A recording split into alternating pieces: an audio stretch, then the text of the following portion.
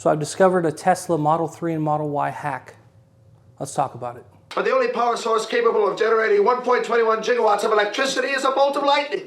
What did you say? A bolt of lightning. Whoa, this is heavy. There's that word again, heavy. Why are things so heavy in the future? Is there a problem with the Earth's gravitational pull?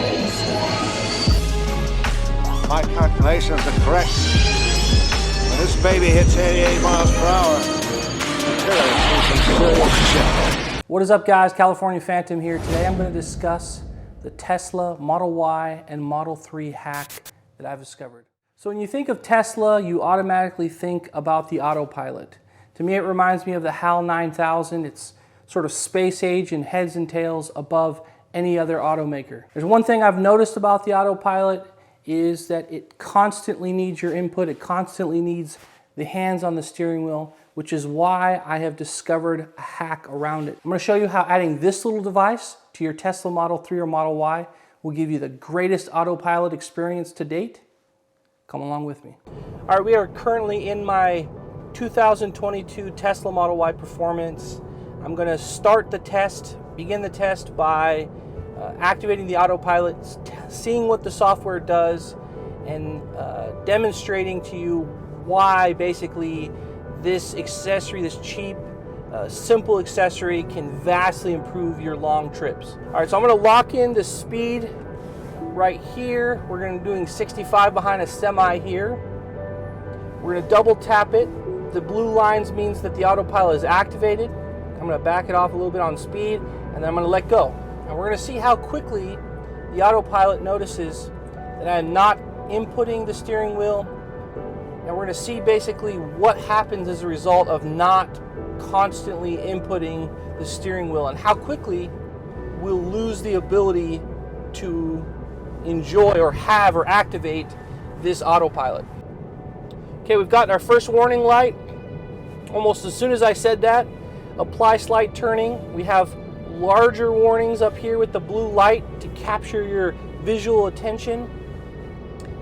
And now we've got the audible warnings. It's letting me know, hey, you need to immediately take control. The arms, the hands on the prompt has turned red. Immediately take over, or basically we're going to cut your autopilot and you're no longer going to be able to ride the autopilot for the rest of the day. So now it's applying brake. It's telling me I have to take over, and I'm going to touch it just to deactivate it here, but the Tesla is now deactivated the autopilot, and as you can tell, in less than a minute, we've completely lost our ability to have the autopilot, and the autopilot essentially failed. Now, if I tried to and I wanted to, it says cruise control will not brake. Accelerator pedal is currently pressed. That prompt's gone away because I just tapped the brake. Now we're going to see if we can put it back into autopilot. So I've locked in cruise control, double pressed to engage the autopilot, and it says auto steer unavailable for the rest of the drive. Now, Tesla has put me on timeout for the duration of my drive because I did not constantly give the steering wheel input. It's essentially why the accessory is so phenomenal. And speaking of phenomenal, I can't get over it. I gotta mention it. The Arcache scent diffusers. I made a video about this.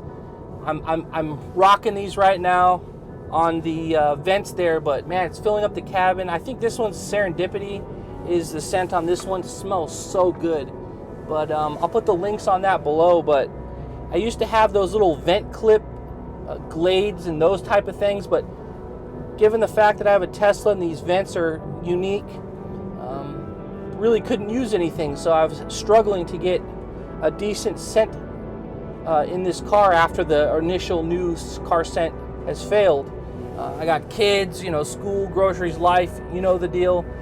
Year and a half old, 2 years old on this Tesla, so the new car is faded, and these scent sticks really make the cabin balanced. I mean, it's not overwhelming. It's the right amount of smell. Next up, I went ahead and applied the hack. We have the weight on the steering wheel now.